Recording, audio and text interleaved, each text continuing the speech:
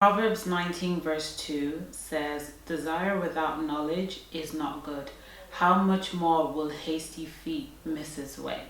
And then in the NLT version, it says, "Enthusiasm without knowledge is no good. Hasty makes mistakes." And then I'm just going to read the last version, which is the English Standard Version. "Desire without knowledge is not good, and whoever makes hasty with his feet misses his way." Hello everyone, welcome back to another video, and today we're going to talk about desire without knowledge, right? We all have a desire to do so many things.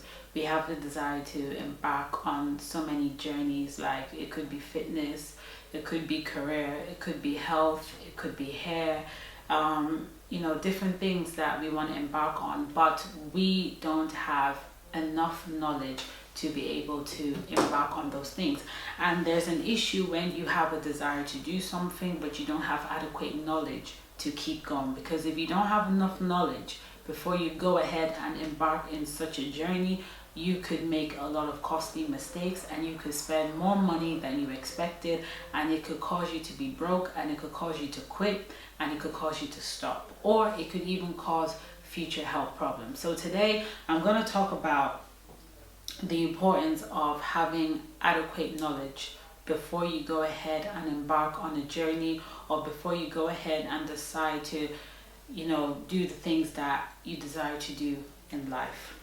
So one of the benefits of acquiring knowledge before you embark on any journey is that it will allow you to be sincere if you can do it or if you can't do it. For example, I remember there was a time where I wanted to go and rent a house on my own, and the only knowledge I had about renting a house was to save up money to rent a house and pay some bills, and that was it.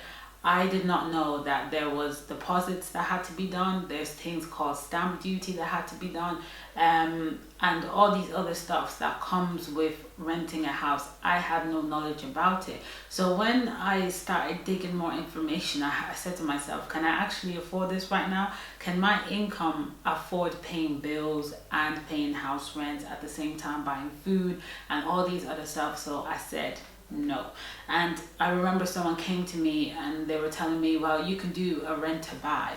And I said to myself, okay, that's another good option. And then when I decided that, you know what, let me go and read the terms and conditions of a rent to buy, I realized that if you do get a rent to buy, the government obviously does help you pay.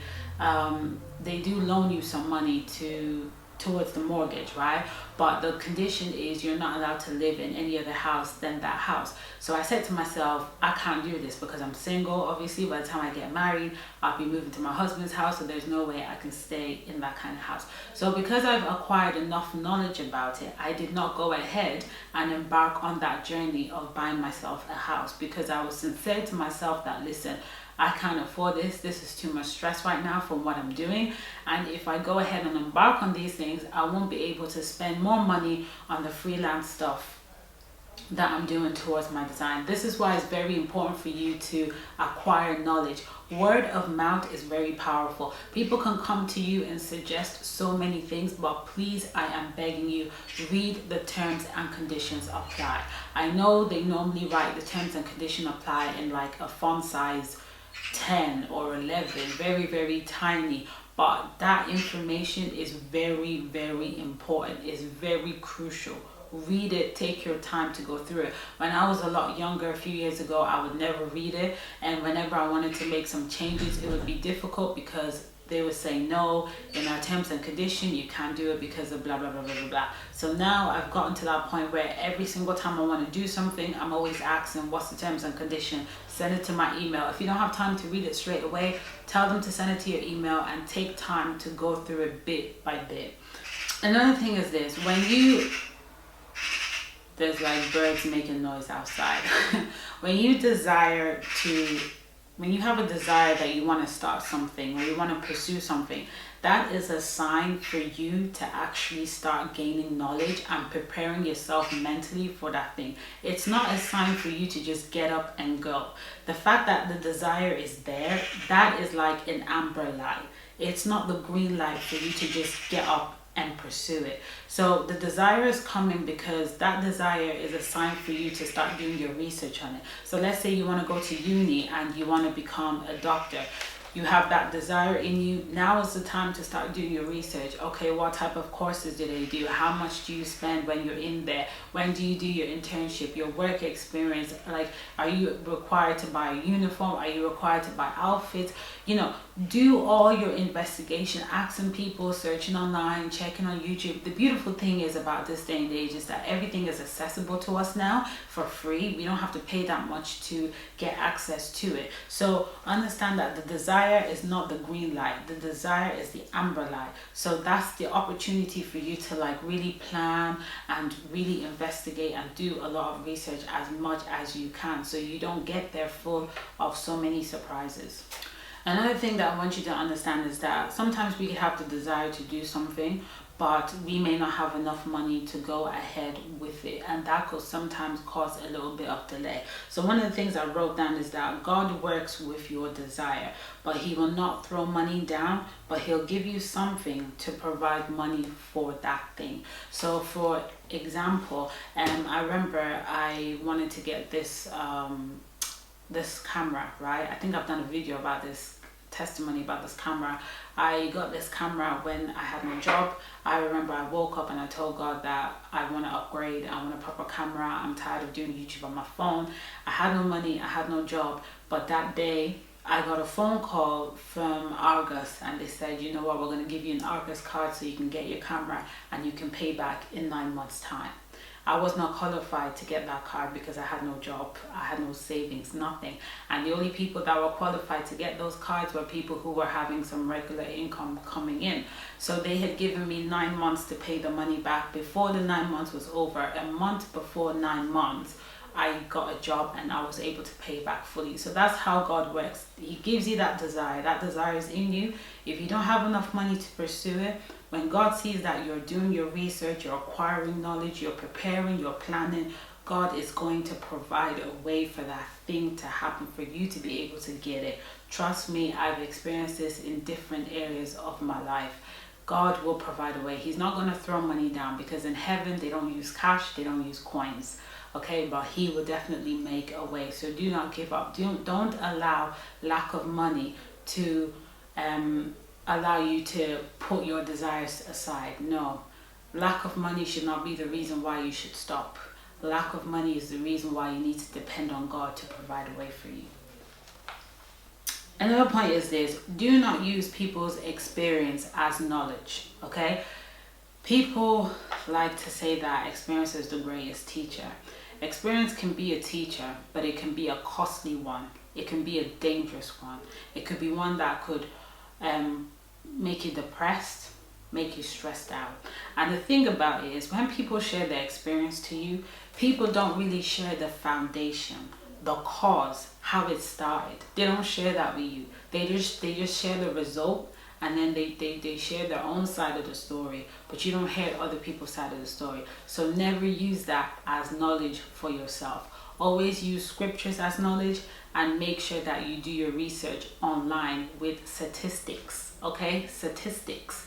Do not be listening to people's experience, because somebody else's experience is not going to be yours. It's not going to start the same way. So experience is not adequate knowledge for you to embark on something. A common one would be marriage, right? A lot of people like to share their hurtful experience about marriage, but people won't tell you the foundation, how it all started, how it all began. Because I'm telling you, when people tell you how it started, how it began, the foundation, then you know in yourself that, okay, this is definitely how it's going to end. Do you understand what I'm saying? So experience is not enough knowledge. It's not adequate knowledge for you to say, okay, I'm not going to go ahead with this thing because this person experienced it and this is how it turned out.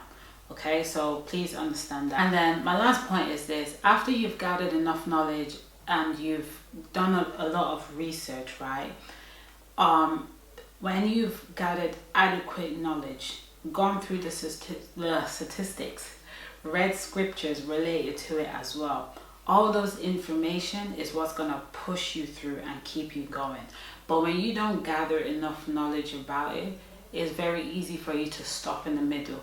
Listen, I'm one of those people that have tried constantly in the past to try and lose weight, right?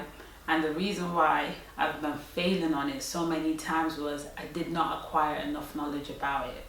And now, believe me, I think I'm gonna have to do a separate video on this, because during this lockdown, I've actually gained weight, because in the past I was doing shortcuts. Even last year, as of last year till this year, after the lockdown, I was doing shortcuts, and I had to quit the shortcuts and go back to square one again. So that's the reason why I've put on weight right now.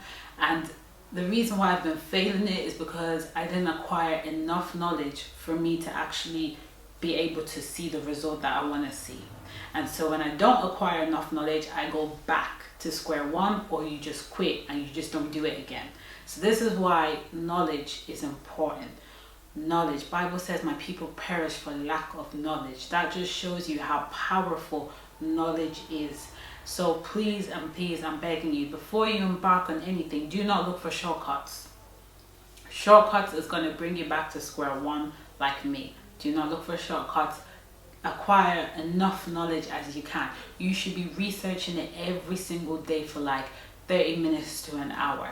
It might sound a lot, but when you're on the computer, time goes by really quickly. Researching it every day until you feel like, yes, I know this inside out. I know this even when I sleep. And you know, this is what I've researched. This is what I've seen. I follow the statistics. I've got scriptures to back it up, so on and so forth. It will help you push through even when things are getting a bit tough. Even when there's hindrances along the way, you're still going to push through because you've acquired enough knowledge and you understand the basic principle that is required for you to achieve it. Acquiring knowledge is one thing, and understanding the universal principle of doing some things is also important. So that's what I want to talk about for today. I hope you all are blessed. Don't forget to hit the like button, and I'll see you all in my next video. Bye.